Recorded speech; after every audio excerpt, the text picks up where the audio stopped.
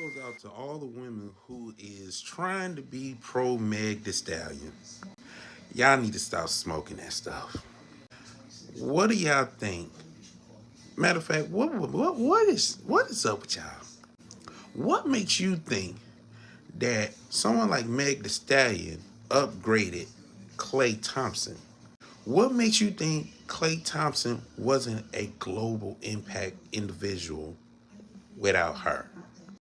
And what makes you think that she's a global impact individual? Like, regardless of whether or not this man cheated on her or not, to actually believe that this woman did something great to this dude is beyond Delulu. I mean, let's keep it a buck. Before she got into his life, he was and probably still is one of the dopest shooters in the NBA today.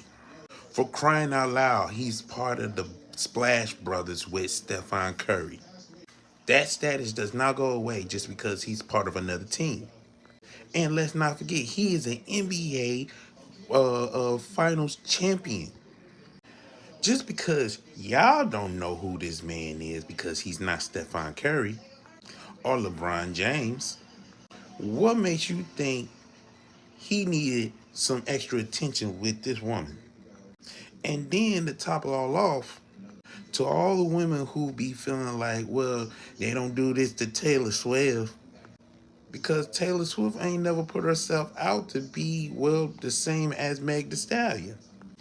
Yes, Taylor Swift have dated a lot of dudes, but Taylor Swift never puts herself out as promiscuous. At some point, you got to realize you reap what you sow. It don't matter how often you get from one dude to another dude to another dude.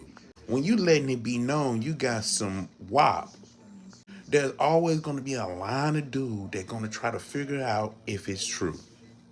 And there's only a few good men that's going to be willing to take that risk of making her an honest woman.